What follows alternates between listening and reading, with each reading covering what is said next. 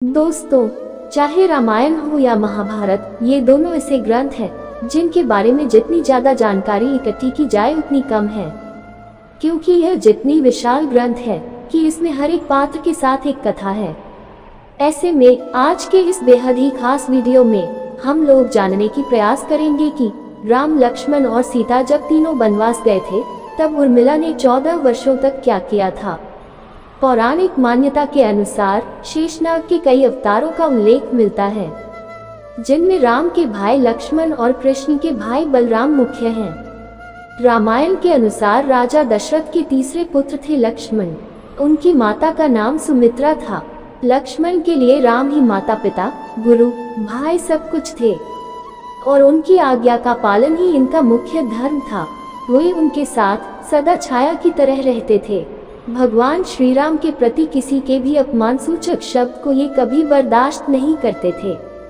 वास्तव में लक्ष्मण का वनवास राम के वनवास से भी अधिक महान है। 14 वर्ष पत्नी से दूर रहकर उन्होंने केवल राम की सेवा को ही अपने जीवन का ध्येय बनाया। वाल्मीकि रामायण के अनुसार उर्मिला जनक नंदिनी सीता की छोटी बहन थी और सीता के विवाह के समय ही दशरथ और सुमित्रा के पुत्र लक्ष्मण को ब्याही गई थी। जब राम और सीता के साथ लक्ष्मण भी वनवास को जाने लगे तब पत्नी उर्मिला ने भी उनके साथ जाने की जिद की, परंतु लक्ष्मण ने उन्हें ये कहकर मना कर दिया कि अयोध्या के राजकों और माताओं को उनकी आवश्यकता है। उर्मिला के लिए यह बहुत कठिन समय था। ऐसे में जबकि वह नववधू थी और उसके दाम्पत्य जीवन की तो अभी शुरुआत ही हुई थी।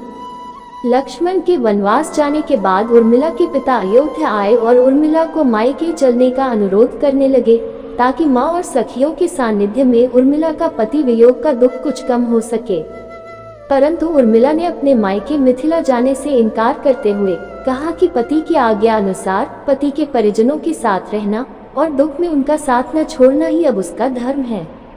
यह उर्मिला का अखंड पतिव्रत धर्म था। जब लक्ष्मण जा रहे थे तब इस सबसे विकट क्षणों में भी उर्मिला आंसू न बहा सकी, क्योंकि उनके पति लक्ष्मण ने उनसे एक और वचन लिया था कि वह कभी आंसू नहीं बहाएंगी, क्योंकि अगर वह अपने दुख में डूबी रहेंगी तो परिजनों का ख्याल नहीं रख पाएंगी। लेकिन अब सवाल यह उठता है कि लक्ष्मण अपनी पत्नी उर्मिला से 14 वर्ष तक दूर रहे तो उर्मिला ने इस दौरान क्या किया। इस संबंध में मान्यता पर आधारित एक कथा पढ़ने को मिलती है। इस कथा का वर्णन रामचरितमानस आदि में नहीं मिलता है। कथा यह है कि रावण के पुत्र मेघनाद को यह वरदान था कि जो व्यक्ति 14 वर्षों तक सोया न हो वही उसे हरा सकता है।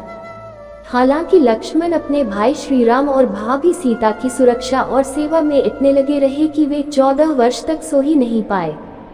कथा अनुसार उनके बदले उर्मिला 14 वर्ष तक सोती रही। रावण के वध के बाद श्री राम, सीता और लक्ष्मण वापस अयोध्या लौटे आए और वहां प्रभु श्री राम के राजतिलक की तैयारी होने लगी। उस समय लक्ष्मण जोर जोर से हंसने लगे। जब लक्ष्मण से इस हंसी का कारण पूछा तो उन्होंने जो कहा कि सारी उम्र उन्होंने इसी घड़ी का इंतजार किया था कि मैं अब श्री राम का राजतिलक होते हुए देखूंगा, लेकिन अब उन्हें निद्रा देवी को दिया गया वो वचन पूरा करना होगा जो उन्होंने वनवास जाने के पहले दिया था। दरअसल निद्रा ने उनसे कहा था कि वह 14 वर्ष के लिए उन्हें परेशान नहीं करेगी और उनकी पत्नी उर्मिला उनके स्थान पर सोएंगी।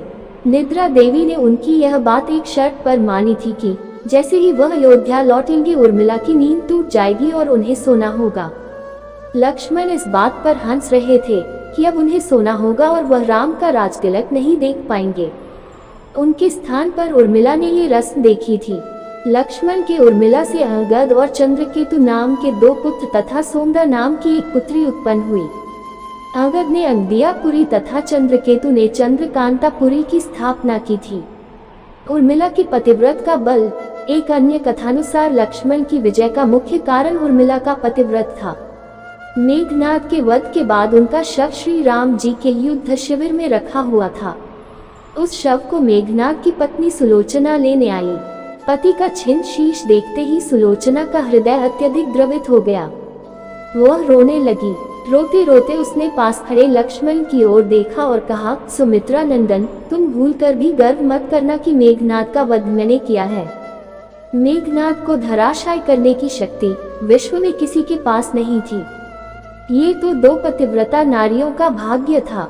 अब आप सोच में पड़ गए होंगे कि निद्रा देवी के प्रभाव में आकर अगर उर्मिला 14 साल तक सोती रही तो सास और अन्य परिजनों की सेवा करने का लक्ष्मण को किया वादा उन्होंने कैसे पूरा किया?